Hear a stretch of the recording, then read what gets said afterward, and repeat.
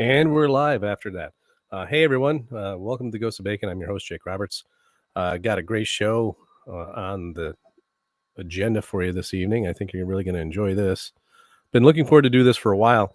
And it was kind of spur of the moment. But I'll bring in our guest and we'll be able to kind of hash this out on the air together. Please welcome to the Ghost of Bacon, my good friend, Bill Smith. Hello, Jake. How are you? Doing well, my friend. Great. I'm really excited to have you here. As from you know, Canada. Yeah, from Canada. We're still friends. We're still friends, even though we're going to invade anytime. Yeah. Perfect. See, I think that was all a feint. It's like he says he's going to do that with Canada, and then all of a sudden he piles up the military on the southern border instead. They didn't see it coming, right? Well, we've got plenty of beer and good food. We'll invite the army and they can hang out with us. Well, don't do that. They won't want to leave. Every time I come, I want to just stay. I was just about to tell the story of how this happened this morning. I wasn't really even sure what I was going to talk about on the show today. And I had this idea of, talking about, Queen Elizabeth's Dogs of the Sea, her privateers. And then, you happened to message me. And then I messaged you back and said, oh, by the way, what are you doing tonight at around 7? You said, oh, probably listening to your podcast, LOL. I said, well, why don't you come on instead? And that's just how this happened. That's why it's like in the, when I created the event, there was no, mention of you or because I really didn't know what I was going to be, talking about tonight, other than maybe Queen Elizabeth's Dogs of the Sea. But looking here, oh, Jeff Freeman in the house. No way. Jeff is here? Jeff is here. Hey, Jeff, glad to have you, my friend. And so one of the things I'll be talking about Jeff's podcast here in a little bit. Oh, there's Tom Burns also. Oh my God. All the troublemakers. All the best people are making it here this evening. You're going to like this, Bill. Linda Simon says, we love our American friends too. So, yeah. What do you want to do first? Do you want to just kind of, talk about, and hint at some of our upcoming plans together? Or do you want me to put on a little dog and pony show I have planned here, where I talk about Queen Elizabeth's sea dogs and the lions of the sea? I wouldn't mind talking about how we first met. Let's do that. I'll let you start. Yeah, go ahead. Because actually someone asked me a question about that earlier today when I announced that you were going to be on the show. Z Zantlo, I'm going to pull this off. It's not supposed to be there yet. Z Zantlo wanted to know what your thoughts about my theory about Peter Easton and what your reaction was. But start with how we first met, and we can go from there. Well, it was kind of funny because I ended up hooking up with the Oak Island group and the Beyond Oak Island group about 3 years ago. And after I did the first show, Peter Easton's Plunder out of Carbonear, Newfoundland, I had, I would say, hundreds of people reach out to me on my Facebook profile wanting to talk about Easton and just about everything you can imagine. Some things I wasn't as comfortable with. And then Jake shows up and I thought, who's this guy? He's talking about Francis Bacon. He's talking about William Shakespeare. He's talking a little bit about Champlain. And I've been largely boots on the ground for now almost 30 years. And so I've seen things that not too many people in the world have seen. Actually, there's some places that I know no one in the world has seen. And Jake comes on, and I wasn't sure how to read him. I've said it before. I thought he was a bit nuts when I first started talking to him. I get that a lot. I didn't think this was real. And then he did something really marvelous, I would say. I could use a different word, but I asked him. I was actually a quiz. I said, "Come on, show me one of these ciphers. Give me a coordinates of." Give me coordinates. He's not from Newfoundland, so he doesn't know Newfoundland. Now he does. And New York's taken some of these old maps and drawings, and we won't tell you where it came from.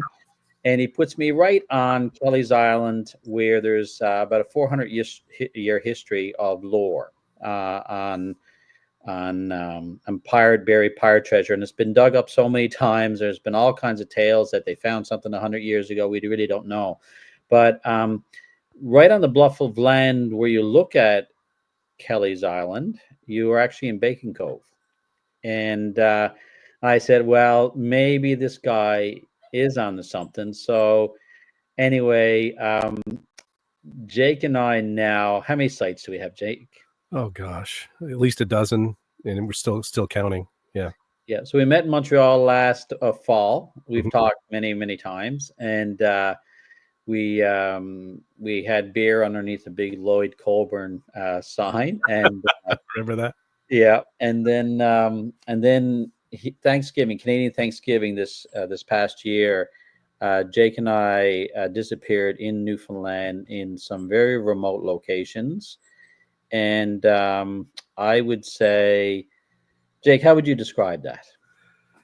It was a whirlwind. It was a whirlwind tour of Newfoundland with, the perfect tour guide, you. And And I'm a pretty good tour guide. you are an excellent tour guide, no doubt. And it was funny because it's to say that we saw more locations and more, let's call them artifacts, than have been on the last two seasons of The Curse of Oak Island combined. And that's a conservative estimate. My mind was blown, and I said, "Oh my gosh, we're right." And the best part of this is that like you said, Bill. I mean, you've been boots on the ground for over 30 years, and I'm coming at this from obviously a cryptology angle.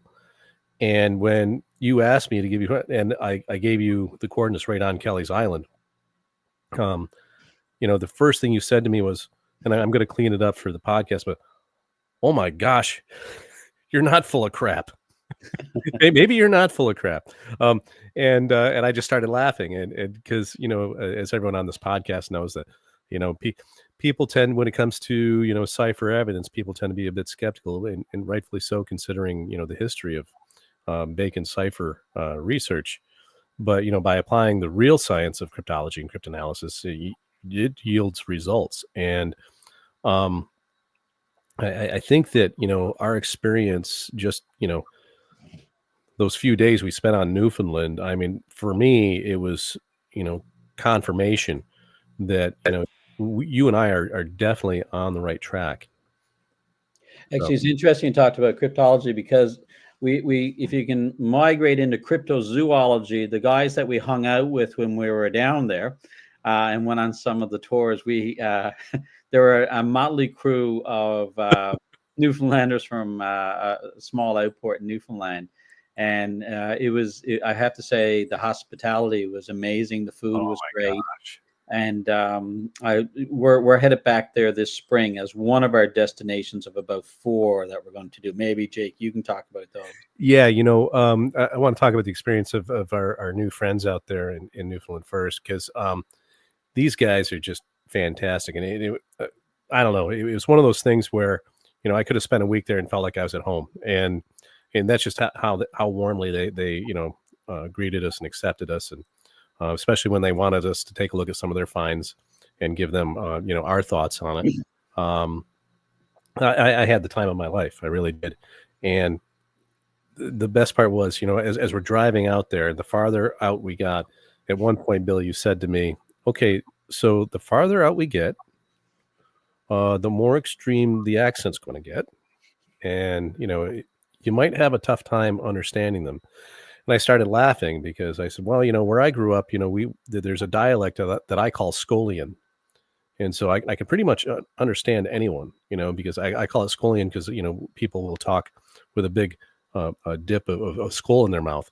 And there's a bit of a twang to our, my sisters are on here, that they'll speak to this. We have a little bit of a twang where we come from. And so it was funny that it was true. The farther out we got, the more, but I had no problem understanding anyone. It was, a lot of fun. These guys are just top-notch people, just and when, you know, these guys are also prospectors. So, I guess we're all on a treasure hunt of sorts in a way, one way, shape, or form.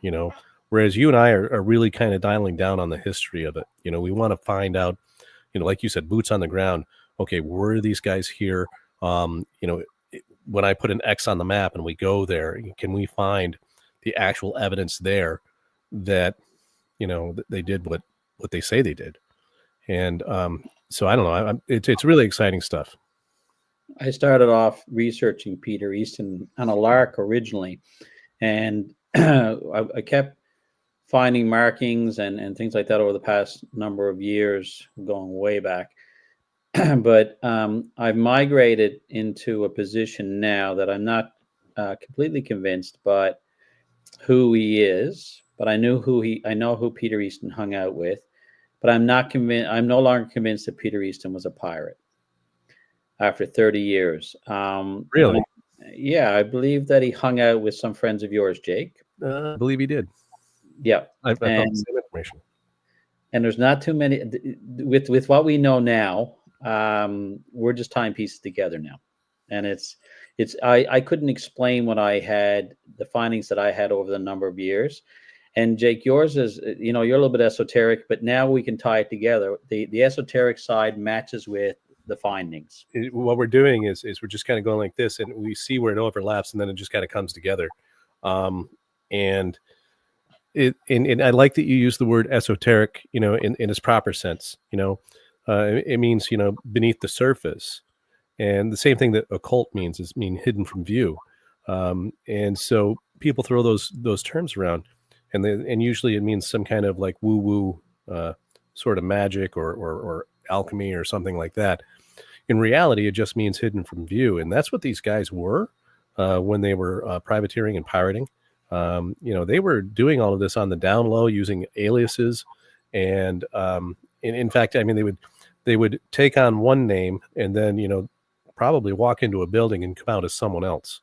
In the original sort of Superman telephone booth sort of quick change. But and that's a lot of the stuff that I've been seeing in my research, and it just makes sense. I mean, when you consider, I like to liken it to the 007 movies because that was John Dee's signature number was 007. And when you look at these James Bond characters driving a car, and all of a sudden he pushes a button and his license plate flips and it's a new number. I could see them doing that, with the name of their ship or something of that sort, some kind of or a specific flag that they flew, and just change it out and become someone else. What do you think? Yeah, it's definitely James Bond's the 007 of the 16th century, but there's a greater purpose here, and it's interesting. I'm really grateful for the time that the two shows that I did with Beyond Oak Island, but Oak Island itself, I think, is a part of something really big that we've been onto, and we're no longer just onto it. We're heading eyes into it right now. There's a much bigger story here, and it involves many more islands, and it involves many landmarks. And these guys had to be a little bit deceptive. I mean, you've got a fellow who's both a French and a British aristocrat hanging around with other fellows who are in prison. And then you've got a pirate who I don't believe really is a pirate. Peter Easton never got caught. He always seemed to be one step ahead. And he had spies in different areas all through the Mediterranean and the eastern seaboard or the western seaboard of Europe. What's fascinating when it comes to fellows like Peter Easton is that you can take a fellow who's a pirate and he goes into in the southern France, and then he applies for permits to build castles. What pirate in history has applied for permits to build castles? A year later, he's visited by another pirate of sorts who goes on to become a member of parliament and writes a book on piracy and how to best exploit for the British government the vulnerabilities in Western Ireland. Right. And then when you go a little bit further, even from the times of the Spanish Armada with Hawking and Drake, these guys all worked together and out of Plymouth. And Right. so and they all worked for Elizabeth I. And I first got into it, and I was only interested in a pirate that, landed in Newfoundland. And now you can't understand what he did without understanding the entire Elizabethan area. Yeah. Era. Yep. Oh, I agree completely, because it's funny. People always have this vision or a picture of pirates in their heads, but the captains and the first mates were always, highly intelligent scientists, scientifically minded people, who were incredibly good at, mathematics and science. They were from aristocratic or noble families. And wouldn't it be amazing if Peter Easton was actually, a secret prince or something like that? You know, Suddenly all of those things make sense. If he was, under a different name, one of Queen Elizabeth's top spies, Don't along give him any secrets now, Jake. We're not along ready. with, along with Sir Francis Bacon, then suddenly what we have is a network of spies that they all have access to, and who they can then tap when they need them in their privateering and piracies. So it makes perfect sense, everything you just said. It all fits hand in hand. Yes. What's really fascinating, I'm just going to jump all over the place, Jake, unless you cut me off. Oh, go But ahead. when you look at it, when we look at the golden age of piracy, which was in the early 1700s, late 16, early 1700s, which is 100 years newer, if you will, than our guys, Easton and Raleigh and Bacon and Champlain. Yep. Um, these guys knew what was done 100 years before, and there are significant connections between what happened in the early 1600s and the early to mid 1700s as well. Yes. These guys were all connected. Mhm. And when we start looking at some of the finds that Jake and I have, the overlap is it's almost unreal. Sometimes you almost have to shake your head and go back and look at it and say, no one's going to believe this. But when you have 3 or 4 points of reference, and then you can mark them on the ground, no one's done this before, then it becomes really significant. I did a show. The second show I did, we did an interview with CBC Radio in St. John's, Newfoundland, and I did it with Tony Sampson. And I kind of got called out by archaeologists in Newfoundland, and I think that it's time that maybe they need to do some of the background research that Jake and I are doing, because I think they're going to be a little bit humbled when they actually see the results of our research in the next couple of years. 100%. Yeah. I don't know where to start first, but everything you just said, is the boots on the ground guy, researcher, confirms everything that I just decrypted from, one of my latest sources. I did it, decrypted a series of transposition ciphers, 30 transposition tables in all, which is unheard of. Each one producing its own set of messages, and expanding upon the other messages. And one of the things that it's done, it's illuminated for me, that connection that you just pointed out from the people who were 100 years earlier, and also several hundred years earlier, right up into our guys, and then moving forward into, say, 100 years later, early 1700s, with people like Phipps.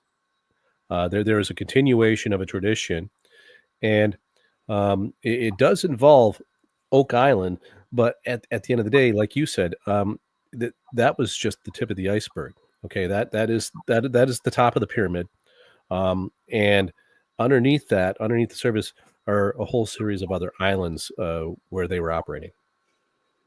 So yeah, I mean, these messages actually kind of really indicate the connection between, let's say, even the Knights Templar, the Rosy Cross, our guys, and connection to Freemasonry. Now, the connection between, I've uncovered the connection between the Rosy Cross and the Knights Templar basically was Oak Island. Bacon and Raleigh were there, and they uncovered indications that the Templars had been there. So, or indications. So they found evidence, and that's what Bacon actually calls it in these cipher texts. So, I won't get into the details of everything they found there because that's a little proprietary information that's going to be going to other places. But and some of it I don't even want to announce on the air.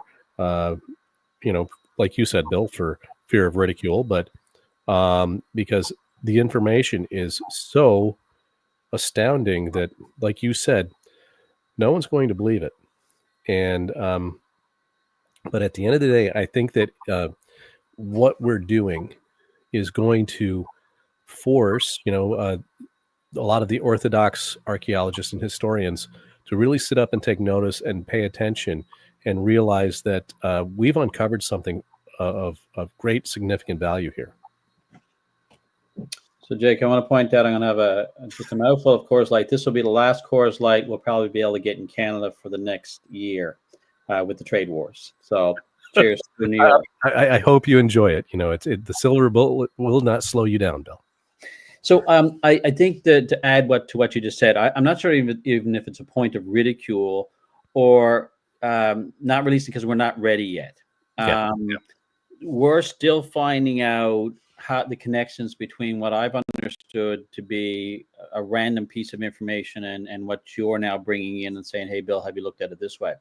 Not only have some of these connections been made with, I'll make a bold statement. Not only have some of these connections been made with 18th century piracy, but I believe it's been carried up through the lineages right up to the 19th century. And one of the findings that I believe is real is Robert Louis Stevenson's work. He wrote The Strange Case of Dr. Jekyll and Mr. Hyde. Mm-hmm. I'll be ridiculed for this. I don't care.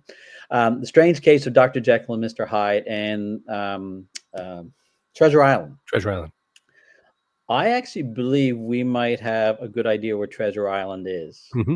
And if I had never met Jake, I would never have put it together.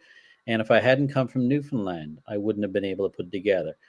But it was just a confluence of events that have transpired. So pieces of information just dropped like raindrops, and it's there.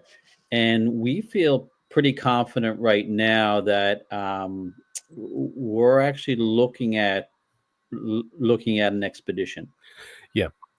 And we're going to, I'll go ahead and say it. We're going to go find the real Treasure Island.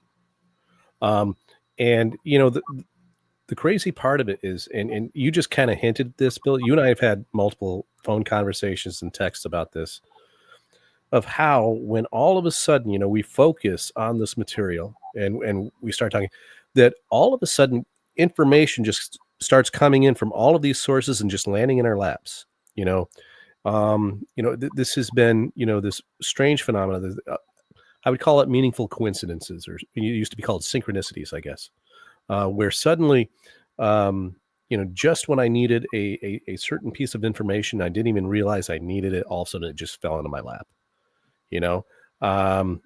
A great example of that. When I was researching my first book, and I was really studying the Catherine de Medici connection.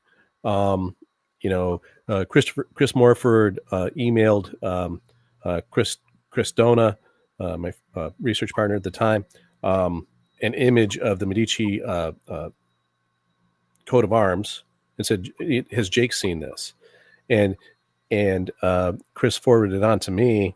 And when I looked at it, my jaw dropped because I could see that there was a transposition cipher encrypted within it, and I uncoded it or decoded it, excuse me. And when I did, all of a sudden this message about the Medicis came out, a very unflattering message came out. And it right when I was working on that section of my research. And that's just one of hundreds of examples of things that have happened. And then when, I saw you on a podcast and you were talking about Peter Easton, and there were certain things that you said that just clicked. And so when I messaged you and I said, have you considered this? And your first question to me, um, and it was just kind of like one of these interesting little, once again, synchronicities. And then as soon as you and I really started talking, we realized how much our information overlapped. I think it took us both in a whole new direction, and we realized what our path was at that point. What do you think? Yeah, that was in large measure thanks to Jeff Freeman and Tom Burns. If you Yeah. guys are still on, they were ruthless in their interrogation of me over a 2-hour period, and it actually they they led us to each other. It's yeah, there's there's no such thing as coincidence. Yeah, Thanks, Jeff. I I, agree 100%. I agree. Yeah. There's it's all about confluences, coincidence, not really. People come into your lives for different reasons, Mhm. and it's particularly became evident in Thanksgiving weekend when we're in Newfoundland together. Um, we just drove around to a bunch of sites, and then we hiked to one, and with a bunch of good old boys, Yeah, they're great. and and you know. Um, People have been calling us saying, "Hey, I've got pirate sites, but we don't. Some of them we might not even think they were pirate sites." And Mhm.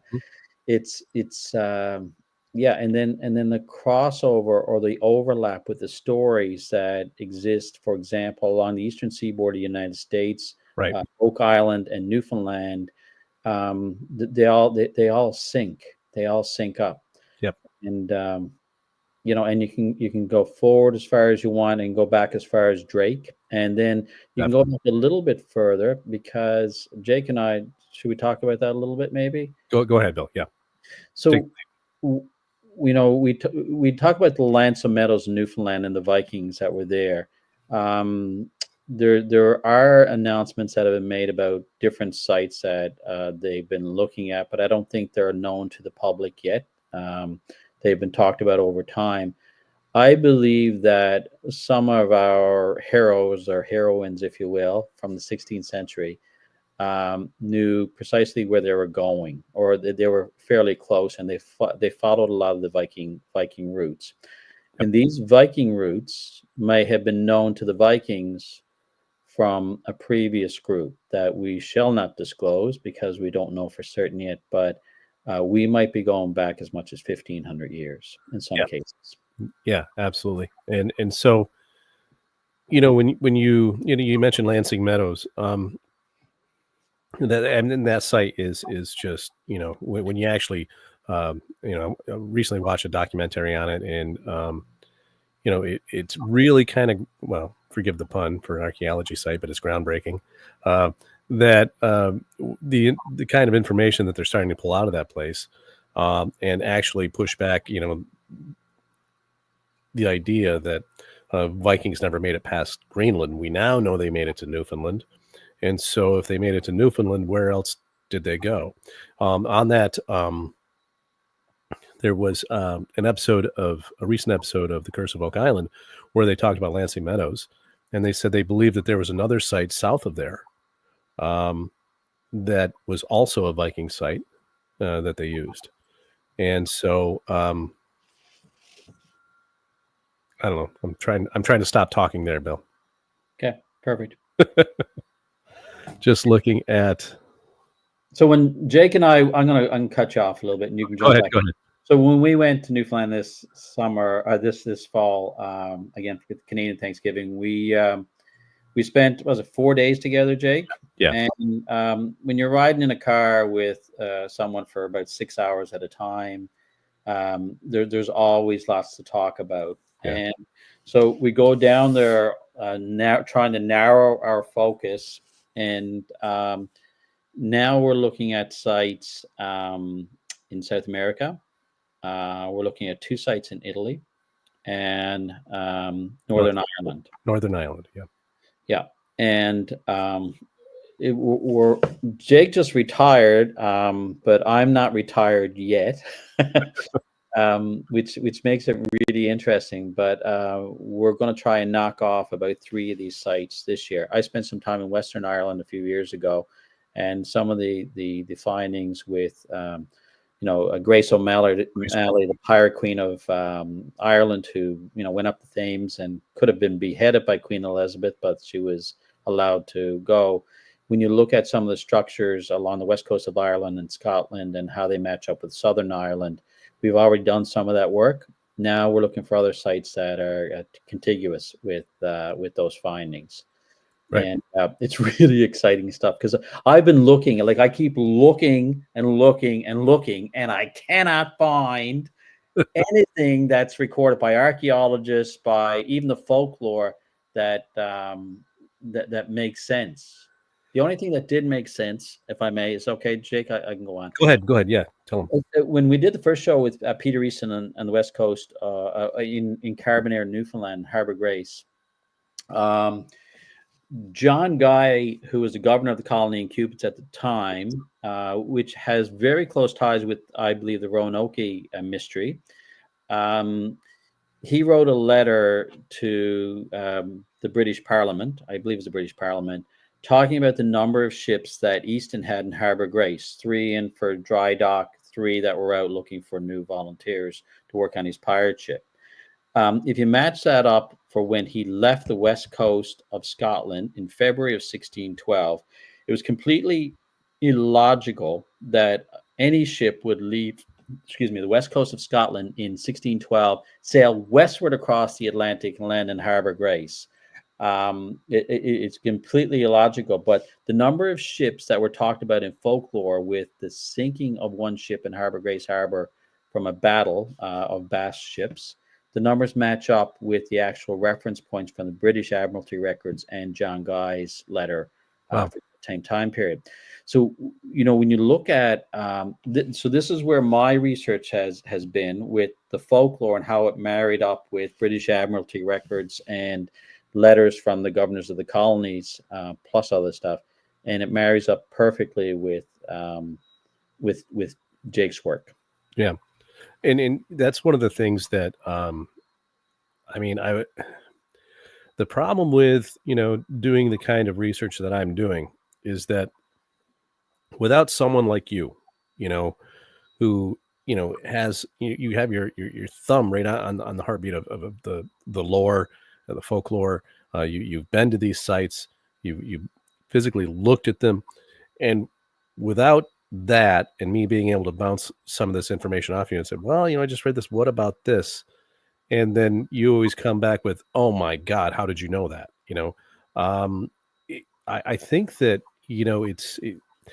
like you said, the other thing too, when, you're traveling, for 6 hours in a car, the best part of that, you and I never were at a loss of things to talk about. And then when we just started openly sharing our information, saying, well, this is what I read, this is what I found. And to see how many instances where we were just right on the exact same page. For me, that's just wonderful corroboration for, someone like me and what I do. Luckily, I started that group on Facebook, and a lot of people joined, and we now have, researchers like William Russell and then Adam Thomas and Z Zandlow, Jason Mercer, and others who, and Stephanie Peterson. We have John Edwards, of course, who are, corroborating all of my findings. But when it comes to this one area that you and I are sharing, and again, this is proprietary to you and me, and, we don't share this information with anyone else but each other.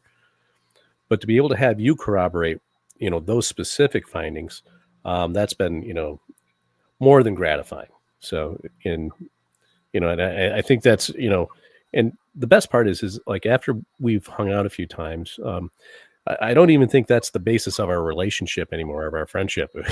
We just enjoy hanging out with each other. So, yeah.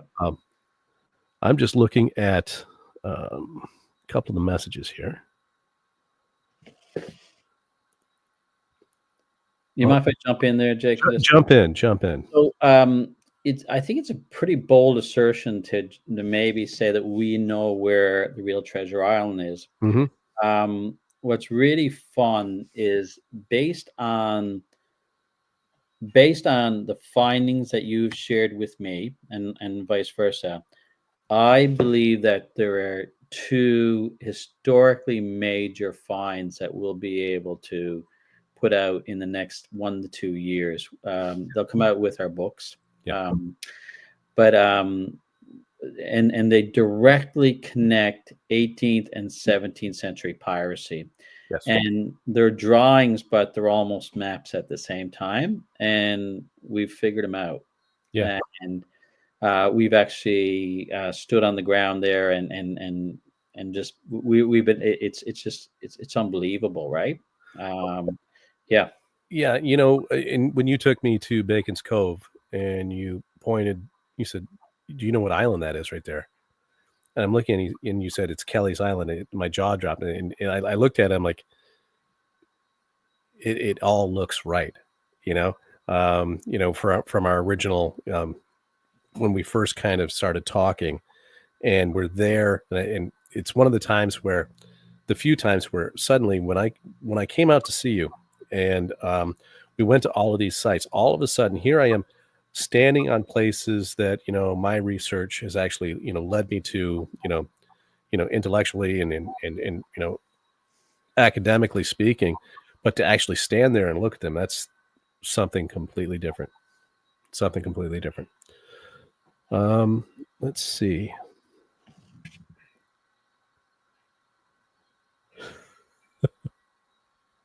Zelanto Xanthlum. I have a Francis Bacon Newfoundland stamp from 1910. I have several of them too.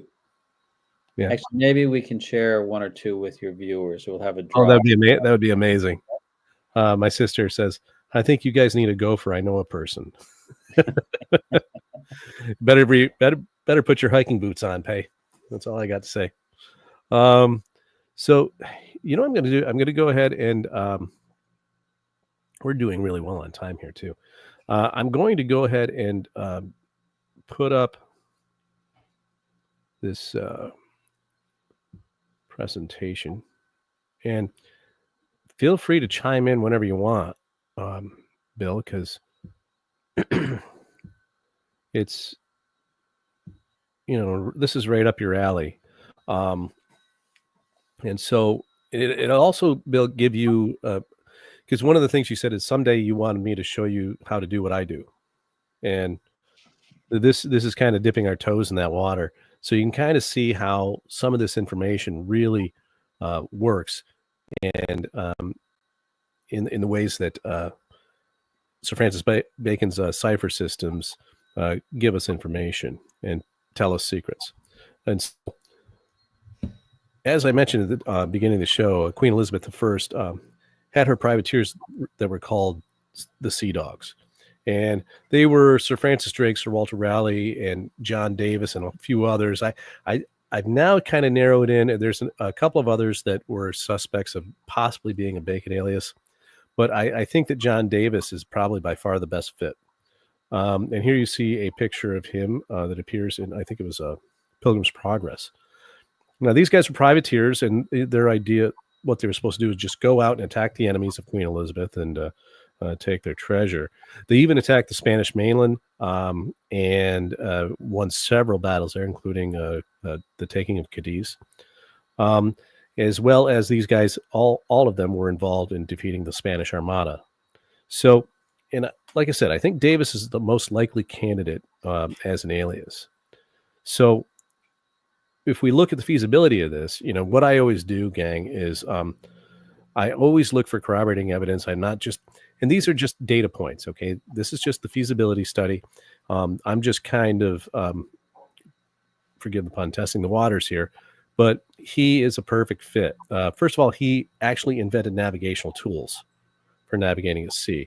And you see in this picture, this is him holding one. And I don't know about the rest of you, but we've done this show a lot, and a lot of you have watched the show a lot, but he has a very familiar face, it seems, even though it's an artwork and not a port or a picture. So the tools he invented were called the backstaff and the double quadrant, and it's also called the Davis quadrant, and you can see it there in the right. Interestingly, when you look at the biography of him, he's a childhood neighbors included so-and-so, as well as Walter Raleigh. And a lot of you know about Walter Raleigh's background because of the show now.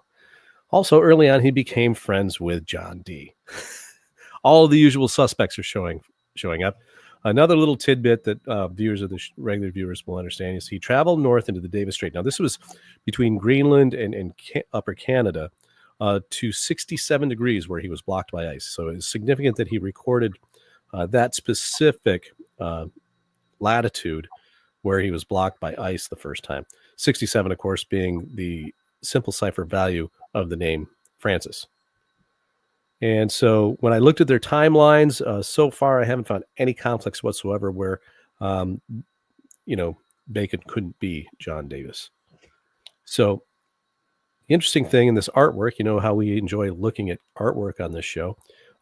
If you notice, it says Captain, it doesn't say Davis, it says Davies. They're in the lower left of that picture.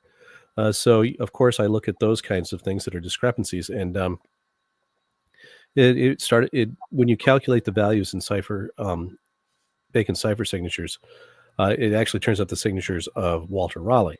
So what I did was I kind of zoomed in, and here on the face, you see multiple 33s. Okay. Notice, let's see, this I, very distinct 3. And then the other eye has a distinct 3 in shadow. His lower eyelashes, or the shadow under his eye, is actually a 3 on top of another 3, 33, the value of the name Bacon. Here we have another one, 3. Oops. I'll leave that up there for those of you who want to take a closer look, but multiple 33s when you make this full screen and look at it. So we know that, this is pretty much how they operate.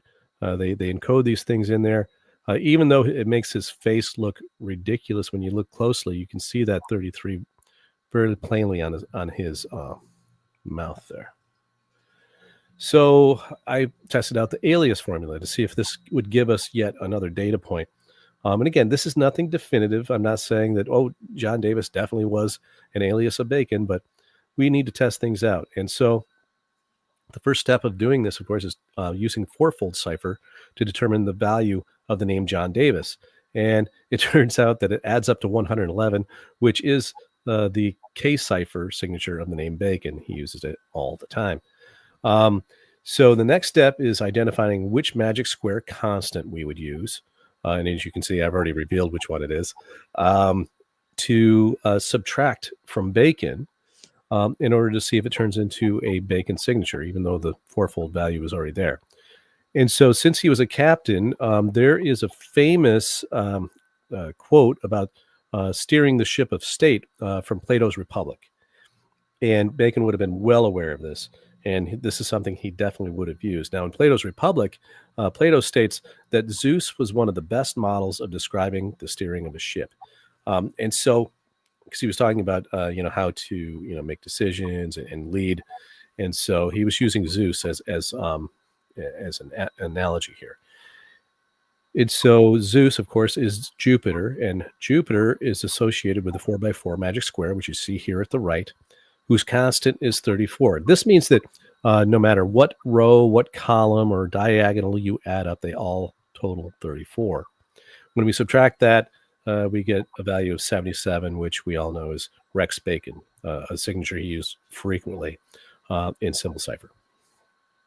Now, here is an excerpt from kind of shifting gears and moving on to the Sea Dogs and so on.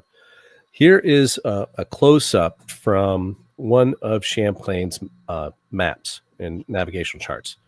And in it, we see he identifies the Isle of the Sea Lions.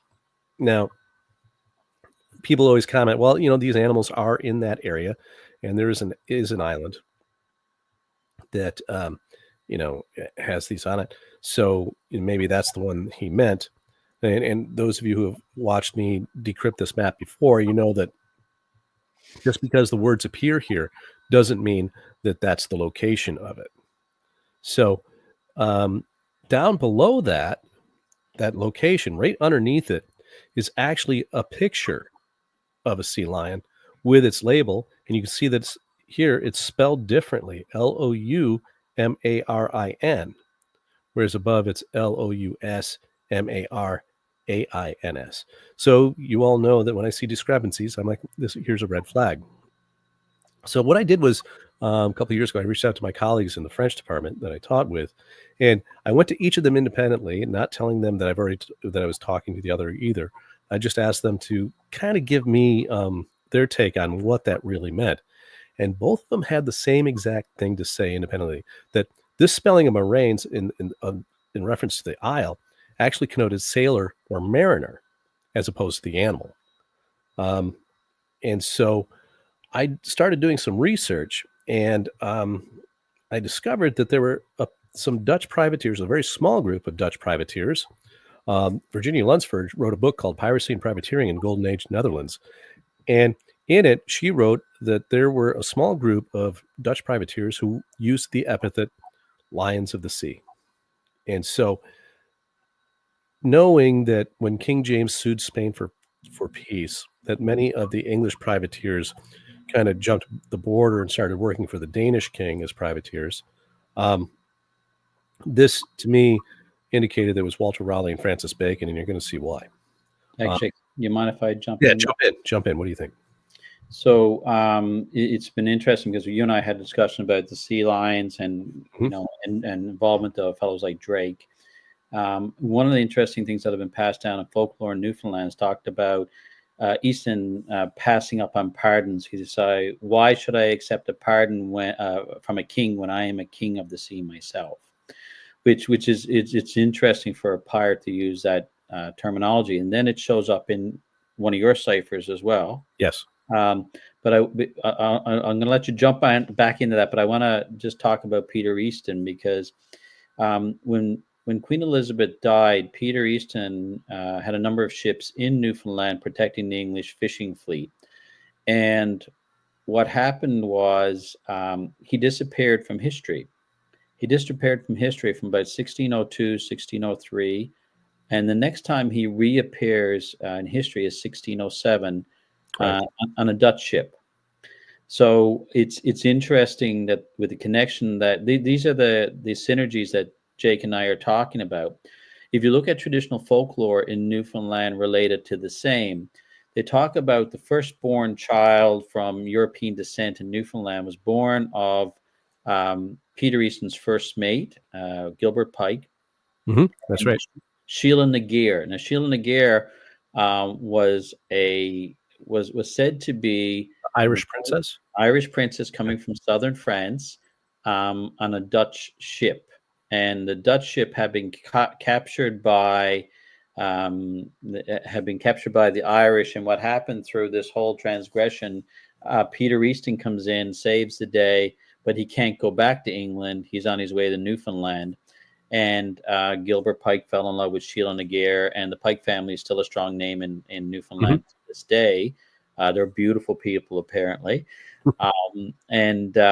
So the connections there between Dutch privateering, where Peter Easton disappeared for 6 years, and maybe a little bit of the folklore has been mixed up a bit, because maybe Easton was actually one that on the Dutch privateer, and he actually rescued Sheila Nagear from whatever she was experiencing in the hold of the ship at that time. But the synergies are quite remarkable. Yeah, great addition. Yeah, it makes perfect sense.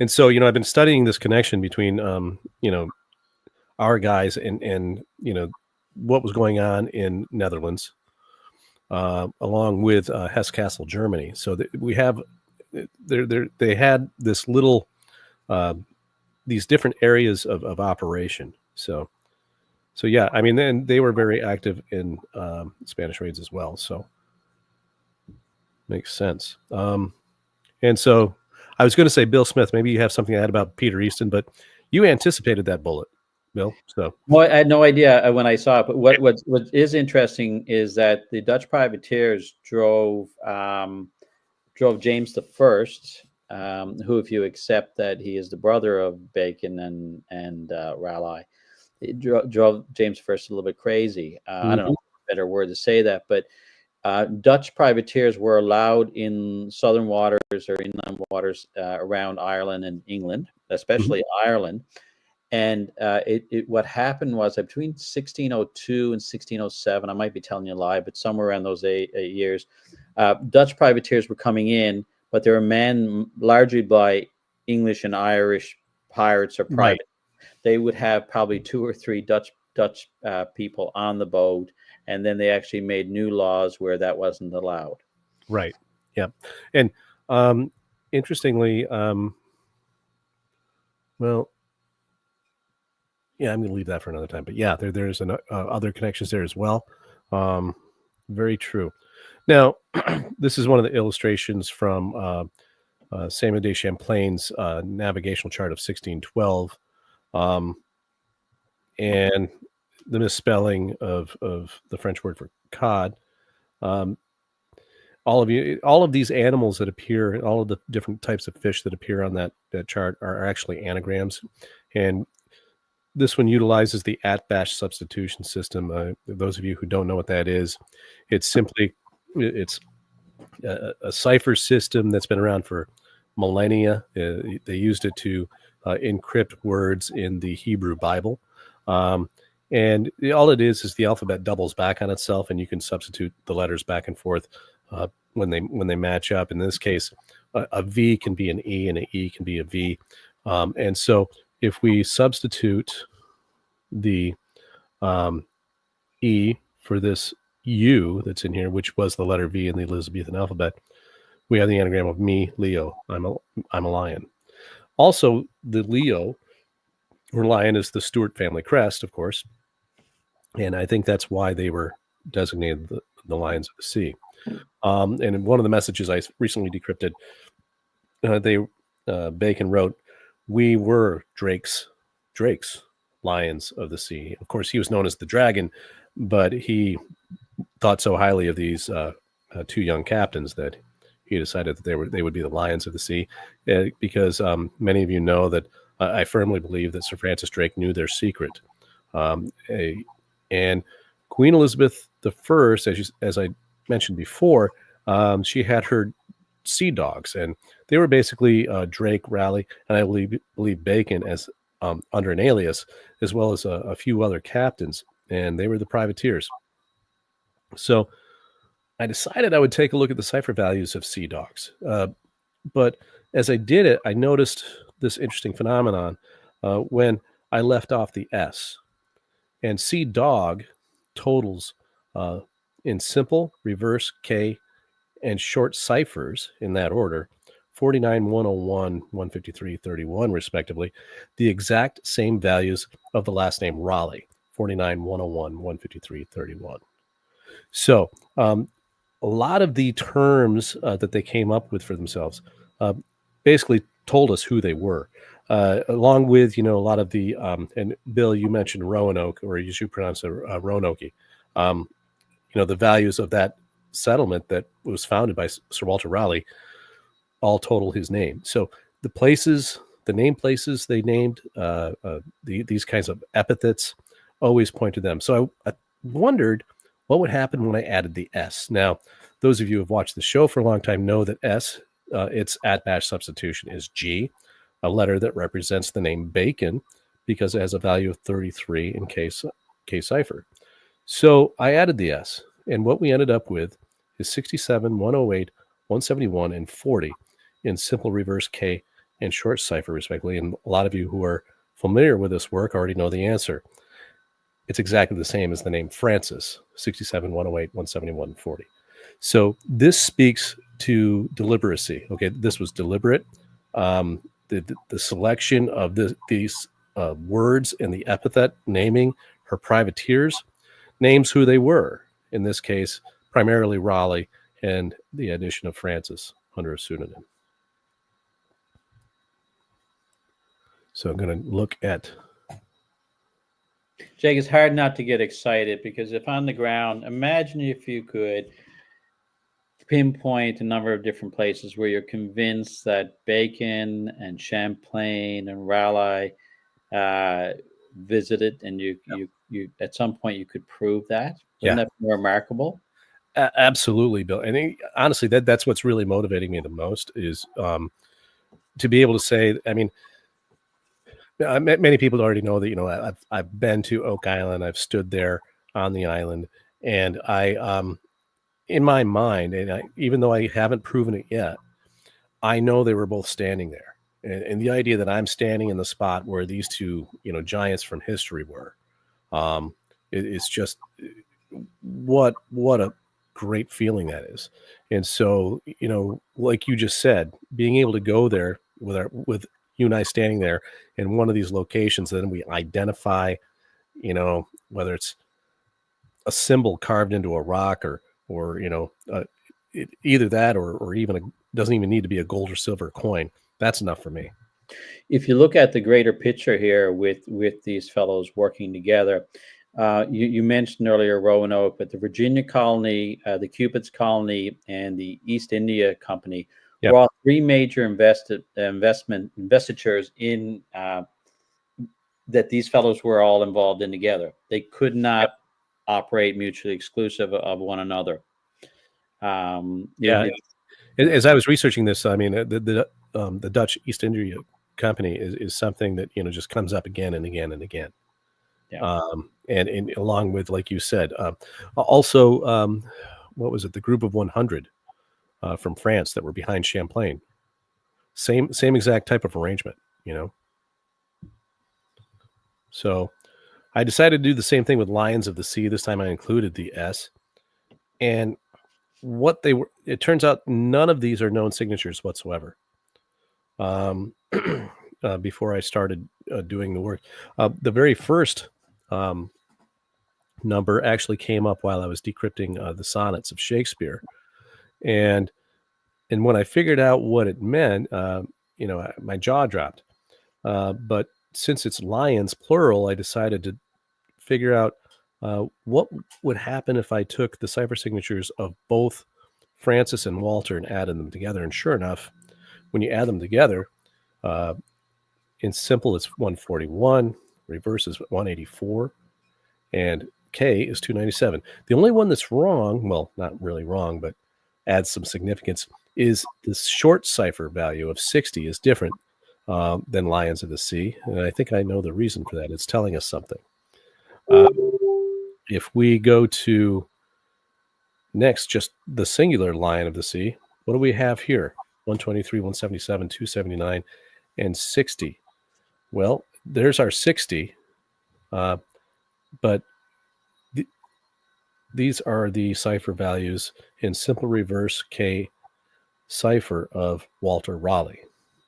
The 60, of course, is the value of Francis and Walter. 51 is the short cipher for Walter Raleigh. 69, incidentally, is a number that I mentioned, the sonnets and the decryption work I did with the sonnets. That was a number that kept coming up in those sonnets, and I realized that it had to do with the joining of those values. And it turns out when I calculated the value of the words twin rex is 69 in reverse cipher. So we have hits on every single one of these, and it's revealing certain pieces of information. So basically, I have this to say about the Isle of the Lions of the Sea because it comes out in all of the transposition ciphers that I've been decrypting within Champlain's maps, plural.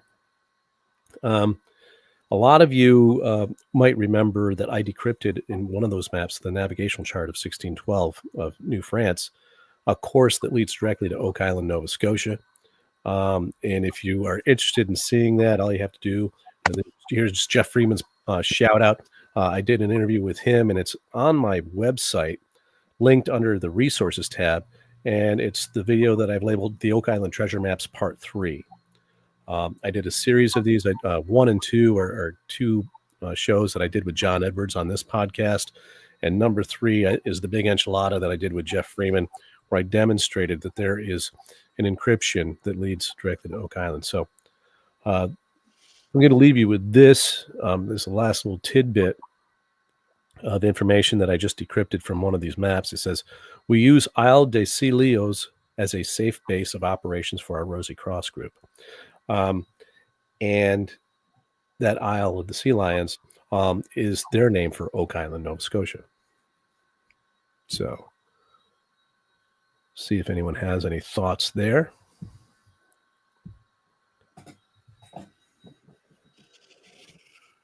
Oh, someone giving you a shout out.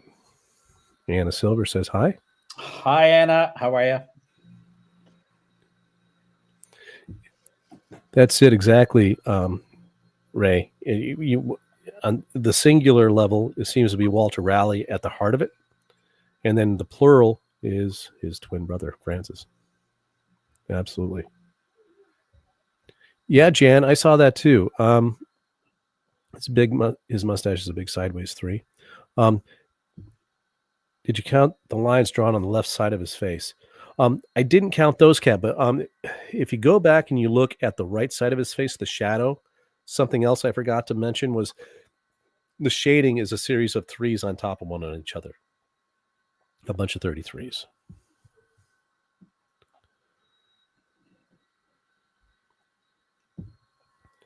Jenny, I'm not sure. Wasn't Gilbert Pike the name of the young sailor in the TV series Avonlea? Wonder if he's related to the Pike of Civil War. I don't know. I never thought about that, Jenny. Interesting question.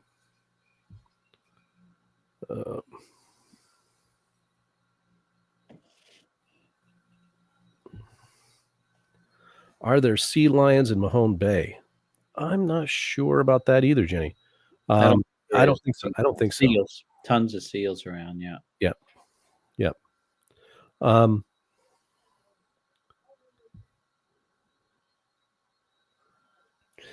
Exactly, Adam. And Bill, this is my friend Adam Thomas, who also, he and his father got involved in decrypting Mathematicians.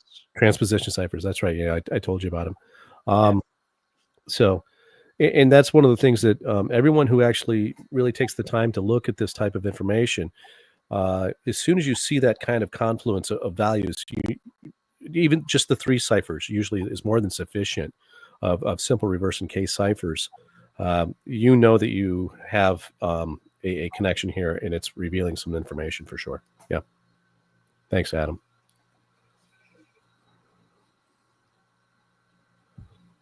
That's right. Tom Burns, with a great piece of it, harbor seals are often referred to as sea dogs. He's not just a pretty face. He isn't. The man has a brain. It's interesting. Where I grew up in Newfoundland is Placentia or Plaisance, the old French capital. And after the Treaty of Utrecht, Saint Pierre Miquelon was pretty much the only thing that remained French along the south coast of, or in Nova Scotia and along the south coast of Newfoundland. And it's interesting because there's writings in an old will that I found that actually mentions Samuel Champlain. Oh, no kidding. Yeah, and some of the oldest, one of the oldest groups, Masonic groups that exists in Atlantic Canada, actually is from that area, and there's a very rich history. So there's a lot more to be discovered in that will cross match with some of the things we're talking about here. Mm-hmm. There's so much, it's interesting, Jake, because I work full time. I have 2 boys, and sweet Mother Mary, when I think about the stuff that we're looking at, and we can only limit, there's about 40 different sites I'd actually like to look at starting today, but I can barely contain myself that we're only going to limit ourselves to about 4 this year. And they're pretty spectacular, actually. Yeah. Like I said, I can't wait. There are certain places I've gone, where I felt it was a trip of a lifetime, and Newfoundland was definitely one of them. It's right there at the top, and the idea of all of those different places we went to, and looked. Thank you. I don't know. It's just when I look at my list of places that are starting to appear in my work, and how they cross over with yours and line up perfectly with your information, particularly in the location that shall not be named, and our well, I can't really name all of the islands that we made up names for, but at the end of the day, one of the things that for me, like I said, is going to be the most exciting is just going there to see if we can find corroboration. And I don't know. That's what we plan. Do you want to share with the crowd? I mean, we actually have a decent number of live viewers for my podcast. We're at 40 right here. Nice. Which ever since Facebook changed its rules regarding how to share or where you can share your live third party or second party streams to. I haven't been able to go on Facebook, so my live viewership has been down, but people have been catching up in the recordings. So, this is pretty good, and I call that the Bill Smith effect. I got a bump. So, Drake, talk about Drake a little bit more, because we don't want to reveal too much, but Drake is a huge part of all of this. He is. I don't know what the actual value was, but I think every dollar that Elizabeth invested in Drake, she got a return of $1,600. Is that about right? That's about right. And he was, until Easton, as far as privateering goes, Drake was by far the most successful privateer in British history. And what I've come to understand is, that what these guys did when they reached a certain age, they would have their philosophical death, and then they would go and retire to, under some other name and some nice location. And they had enough socked away that it would be a rather extravagant life. So go ahead. Okay, who's Jenny's getting icky with it? I want to know if you kissed a fish, Jake, and if so, did you give it the French treatment? Is that what? It's like she knows me. Well, okay, so my first Jenny, no, I mean the first visit, Bill kind of gave me a pass, and then after he got to know me, he decided that I was worthy of becoming an honorary Newfoundlander. So this next visit, he's promised me that I have to kiss the fish, and I'm sorry, but you don't kiss anybody without give them a little extra. So I hope that fish is prepared, Bill. I'm going to find out what she tastes like. Okay, Christy didn't hear that, so. Okay, go back to Drake, because yeah, I was talking about Drake. Now I'm thinking about French kissing a fish. I'll get you a good looking one, okay? Oh, please. Or you can kiss the arse of a puffin. That's you can choose it. So when I'm not French kissing. When you look at Drake, and again, it's talking without really talking. Any fellow man, woman, or beast that has delivers a return of $1,600 for a $1 investment didn't bring it all back. Correct. And that money exactly can be used to fund just about anything, right?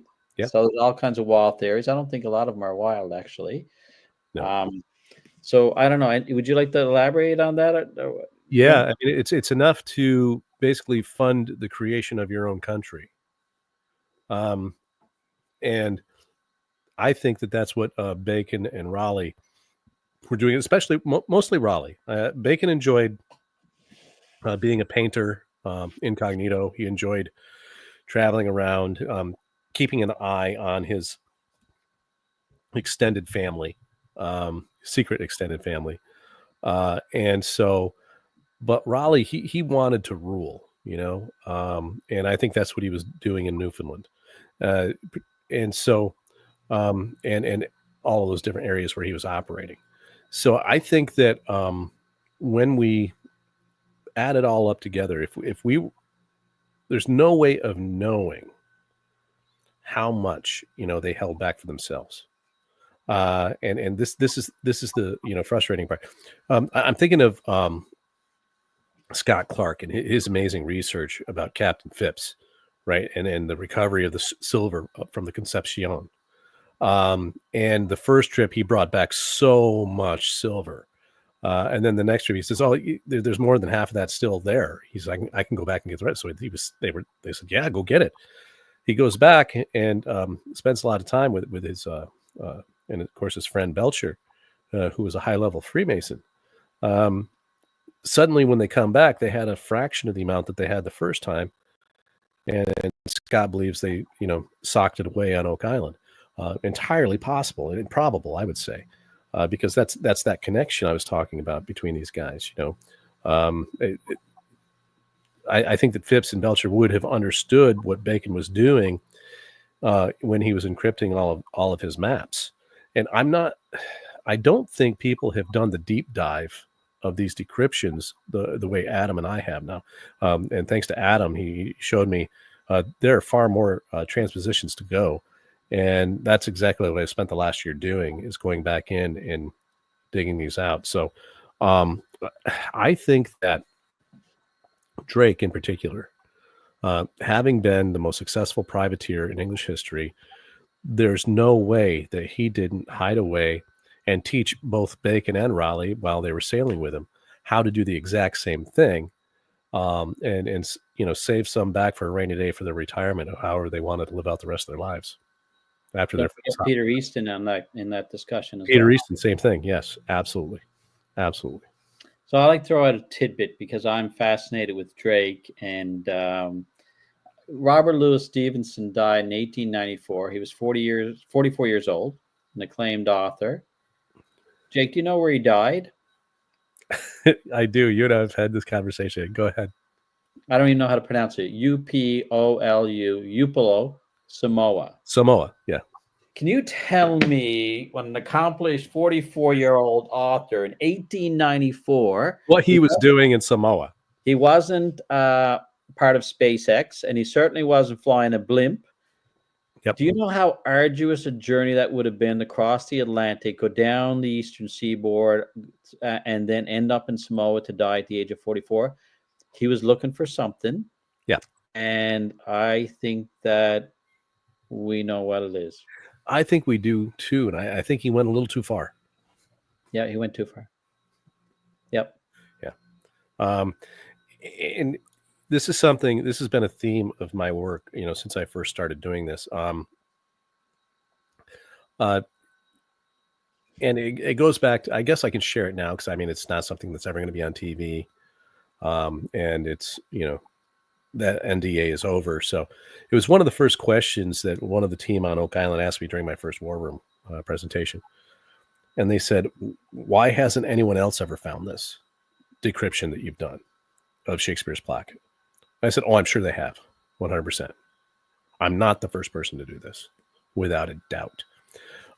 However, what they did was, people who did do the same thing that I did and decrypted a lot of the same ciphers that I've decrypted, the approach they took was they followed the dictum in the Fama Fraternitatis, one of the Rosy Cross documents, that states that if you become a member of the Rosy Cross, you shouldn't divulge their secrets except within the themes and symbols of your artwork or your writings.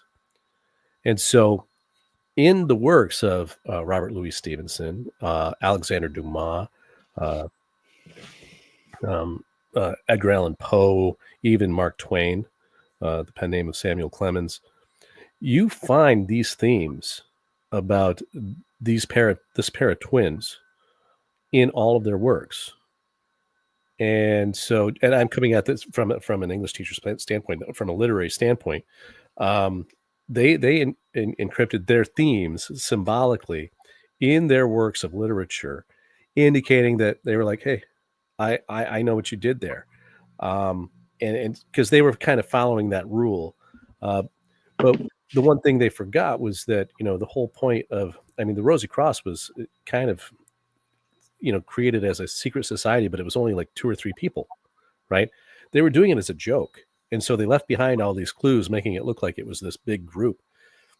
Eventually, it turned into that, as other scientists in mainland Europe caught on to what they were doing and started communicating, and then they all started sharing scientific information. That's really what it turned into. But at the end of the day, they started it out as just a joke. And I think that they also said in the Fama, as well as the Confessio, that you shouldn't read them literally, that they speak in allegories and symbols. And so the idea that you have to take it literally, it's like, oh, if you become a member by understanding our secrets, don't share them. They wanted these secrets to come out. I mean, it's encrypted in all of everything Bacon wrote. On the cover of the New Atlantis, there's an image, a symbol of Kronos, or Father Time, as a cloven hooved figure with a sickle, helping a young lady, Sophia, out of a dark cave. Okay, over time, the truth will be set free. And so, this was their goal. I think that what we're doing, Bill, is really a part of their true agenda and goal in terms of what would happen in history. If you look at, oh, sorry, and the future. Yeah. There's two things that come to mind. One is that the connections, for example, Gretchen Cornwall, who did one or two shows, she talked about the caves in England. I can't remember the place. I've lost it. Boynton. Yeah, if you look on the wall of that cave, they talk about I think it's Sheila Nagir, which was a fertility goddess in England or Ireland. That's right. And by coincidence, it's the name of the first the princess, the same Irish princess who ended up in Chapel's Cove in Newfoundland, married to Gilbert Pike. That is no coincidence. And I've talked to Gretchen about it, and that's one of the locations we're going to have to go visit. Although I'm not big on caves, but I'll go down there as long as there's no snakes. The other thing that's really interesting, you have to be completely daft if you're not part of one of these organizations to believe that what we're reading is real. Some of the locations that I've been in the past 30 years, I wouldn't bring a dog there. And a couple of locations that Jake and I are looking at, they're not easy to get to. No. And when you get there, the terrain is awful. And some of these locations are inland by as much as 100 miles. Yeah. And to get dropped off in a helicopter, make sure you have enough survival gear and get out. And you might be going in on a lark. There might not be anything there, but there's not too many people that are foolish enough to do it. I've met one, and I'm looking at right now. Well, I'm looking at the other one. Yeah. But what great risk, great reward. So it's part of this story that's starting to unfold. I'd say just keep tuned into what Jake is telling you. Maybe I'll come on from time to time when we have updates, but it's even what we haven't told you is quite remarkable already. Absolutely. And we can't wait until we can really share everything we found so far with the world. And like I said, like Bill said, stay tuned, and we'll keep you kept up to date. My sister Patty actually said, we want pics. And I thought she was talking about, some of our expeditions, but come to find out what they were really talking about was when I kissed the fish, Bill. Jenny wants to see a fish that has a wig and red lipstick.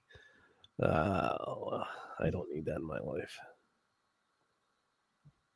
Yes, definitely, Jan. We're looking for adventure.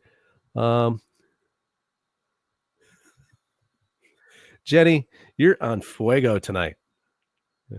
So what we did go downtown St. John's, Newfoundland, and there was a lovely Irish group playing down there, which was really fun. And then Jake almost didn't make it back to New York because I brought him to my sister's place. We thought we'd drop in for Thanksgiving, and my sister's a lovely cook most of the time. And she says, would you like a bowl of soup? Because we missed Thanksgiving because we were out in the bush. And then so she pours us up 2 bowls of soup. And, you're trying to be respectful. So you're there eating the soup.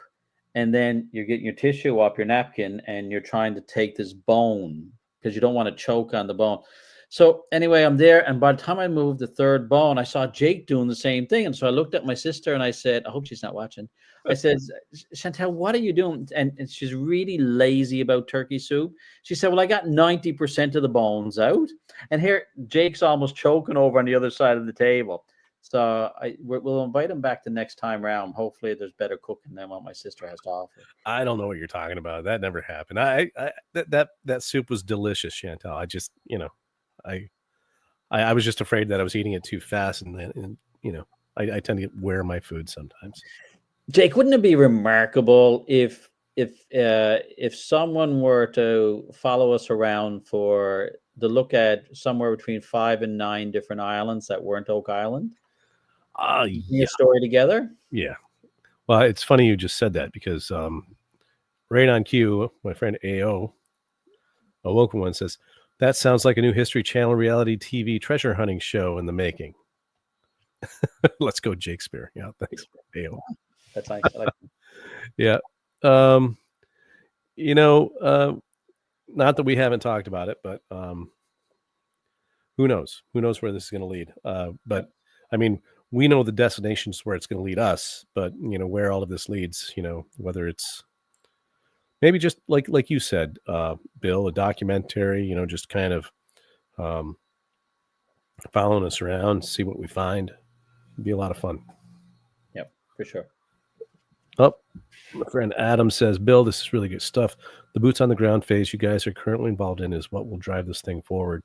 Thanks, Adam. I agree. What do you think? No.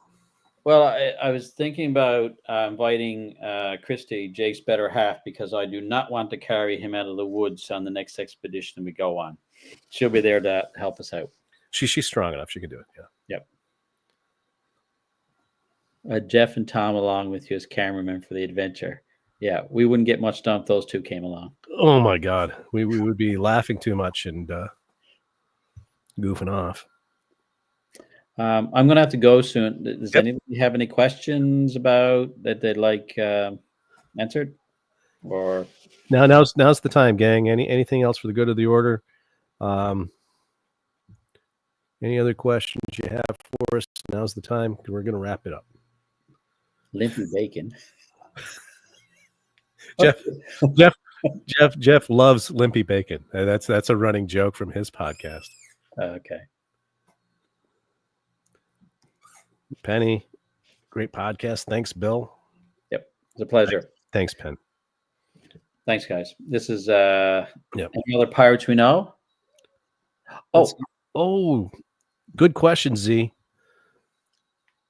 Zanlo, any other pirates we know?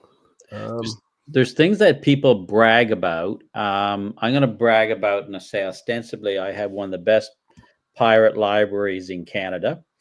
Mm-hmm. I'm also a big fan of not necessarily what he did, but Ned Lowe. And I think I can prove that he was in Newfoundland 2 years after he was murdered. Oh, wow. Yep. So what you're saying is suddenly one of these pirate type characters was supposed to be dead. Yeah. Who was actually out. Interesting. I said the same thing about Walter Raleigh. I think I have irrefutable proof of it, but it has nothing to do with what we're talking about, because this would have been around 1723, which is 100 years hence. But that's a story in and of itself. And Jake, maybe at some point in time, I'll show you some of that. But you won't be able to keep your mind off it if I show you that one.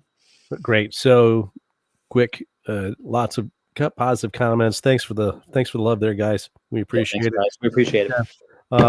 And so kind of going down here. We appreciate it, you guys. Thanks, Jason. Hey, Jason. Thanks, Stephanie. AO, thanking you for your time. Highly informative live stream. Thanks, buddy. Thanks, Jan. All right. So, and Anna, of course. So, well, thank you, my friend. I'm going to pop us out and we'll finally end this stream, but this is one for the books as far as I'm concerned. And you made it what it was. I appreciate you very much. Thanks for having me, Jake.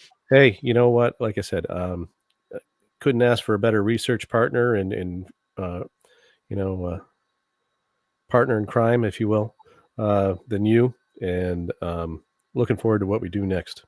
So I'm going to Same pop you out and close things out. Thanks for coming, Bill. Cheers, guys. Thanks. All right, so that's the incomparable Bill Smith. Now you know why he's a good friend of mine. So I'm going to wrap it up. Thanks a lot, guys. Thank you for hanging out with us. We had a nice big crowd tonight. Make sure that you hit that like button. Subscribe if this is your first time watching. I would really appreciate it. And check out some of our information. And we're going to catch up with you next time. So in a couple of weeks, until next time, just be nice to people. And God bless. See you later.